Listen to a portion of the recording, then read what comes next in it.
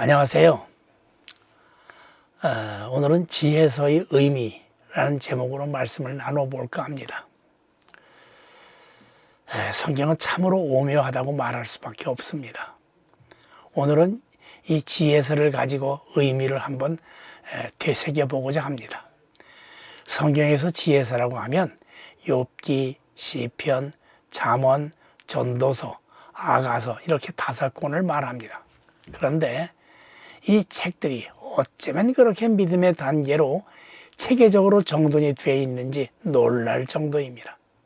맨 처음이 욥기서인데 고난하면 우리는 욥기라고 할 만큼 고난을 대표하는 책으로서 고난을 당하는 사람들에게 용기를 북돋아 주시기 위한 책이라고 여겨집니다. 사실 예수님을 영접하면 처음에는 복을 받고 순탄할지 몰라도 조금만 지나면 모진 고난이 있고 아픔이 있고 괴로움이 있게 됩니다.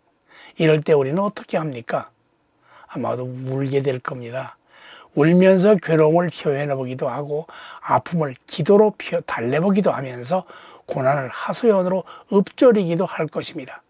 이렇게 울부짖는 기도가 하나님께 바쳐집니다. 눈물의 기도나 회개의 기도처럼 간절한 기도가 또 어디 있겠습니까? 어린아이처럼 순수한 마음으로 드리는 기도를 하나님께서 결코 외면하시지 않습니다. 아이들은요, 누구나 연약합니다. 아이들은 자기들이 자기 힘으로 뭘 할 수 없다는 사실을 누구보다도 잘 압니다. 그래서 엄마를 찾으며 우는 겁니다. 도와달라는 것이지요. 배고픔을 해결해 달라고 우는 것이고 아프니까 아픔을 고쳐달라고 보채는 것입니다. 이것이 욥기입니다. 고난으로 어려움을 당하고 있는 어린아이 같은 성도들의 눈에 눈물이 맺히고 그 눈물 속에 하나님의 자비로 오신 무지개가 서면은 오색영롱한 약속의 퍼레이드가 펼쳐지게 될 것입니다. 하나님의 자비하신 응답이 있습니다. 이렇게 되면 무한한 감격이 온 몸을 감싸게 될 것이고 눈물이 채 마르기도 전에 얼굴엔 미소가 피어오르게 될 것입니다. 괴로움이 있었기에 눈물의 기도가 있었고 하나님의 자비하신 약속으로 고난이 물러가면 저절로 감사가 넘칩니다. 찬송이 흘러나옵니다.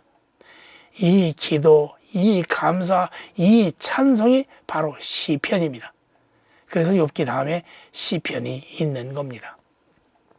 이처럼 고난에 의해 하나님의 능력이 체험되어지고 그에 따라 기도 생활과 감사 생활의 몸에 배이게 되면 여기에 인생을 참되게 살아가는 지혜가 은혜로 주어집니다. 성도들이 지혜로워지면 어떻게 살아가는 것이 현명하게 사는 것인지 그 길이 열리게 되고 어떻게 살아가는 것이 하나님의 뜻에 합당한 것인가를 알게 되는 처세술을 터득하게 됩니다. 그래서 이러한 처세술을 자녀들에게 가르쳐주고 가장 멋있고 훌륭하게 사는 비결을 전수해 주어야 하는데 그 책이 바로 잠언입니다. 시편 다음에 잠언이 있는 이유가 바로 이겁니다. 이제 지혜를 알고 참된 처세술을 세상을 살아가면서 모든 것이 만사 형통이어야 합니다. 그렇죠? 왜냐하면 지혜의 근본이 우리 주님이시기 때문에 그렇습니다. 그러나 주님만을 바라보고 살면 문제가 없지만 사람이 스스로 조금만 여유롭다고 여기면 육체적 정욕에 금방 치우치게 됩니다. 심령이 가난한 자가 천국을 소유할 수 있다고 발단진독에서 맨 처음 밝히고 있는 것도 바로 이 때문입니다.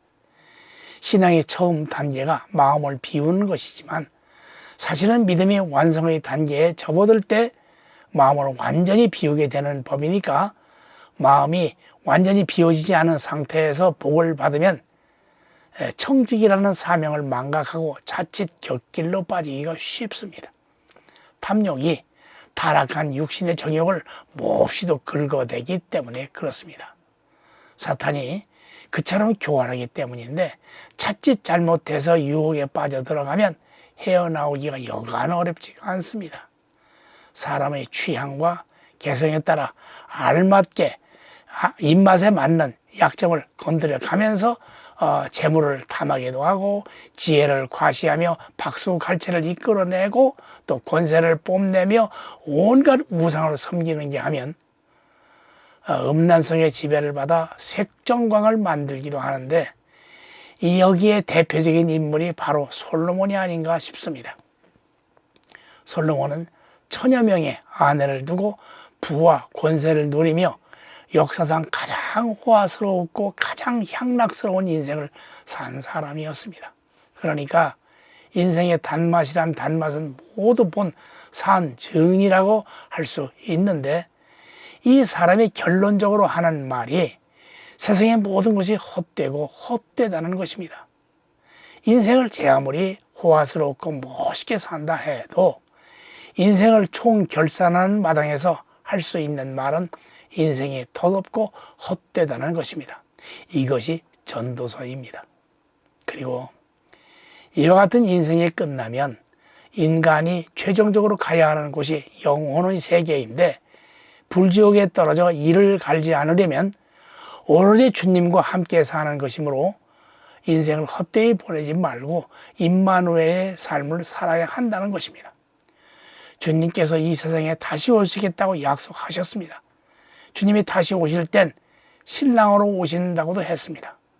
이러한 신랑을 모시려면 우리는 신부로서의 자격을 갖추어야 하고 신부가 되려면 신부 수업을 정갈하게 해야 할 것입니다. 이것이 아가서입니다. 이러한 아가서에 낯뜨거운 이야기가 많이 나오는데 부부지간에 부끄러울 게 없잖아요. 우리 주님이 신랑이 되면 우리에게 부끄러운 것이 없어야 하기 때문에 그래요. 얼마나 멋있습니까? 그런데 참고해야 할 것이 있습니다.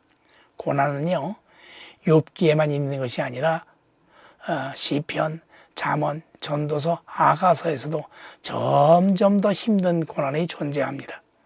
이는 학년이 올라갈수록 학문의 폭과 깊이가 더 넓고 깊어지는 것과 같은 이치입니다. 예수님은 얼마든지 이 세상의 왕으로 오셔서 명령하시고 행복을 누리실 수도 있었지만 우리를 천국으로 인도하시기 위해서 가장 낮은 자로 이 세상에 오셨습니다. 그리고 말로 해서는 아니 되겠다 싶어서 판단하셔가지고 직접 오셔서 모범을 보여주신 것입니다. 그리고는 우리의 죄를 대속하시기 위해서 십자가의 길을 택하신 겁니다.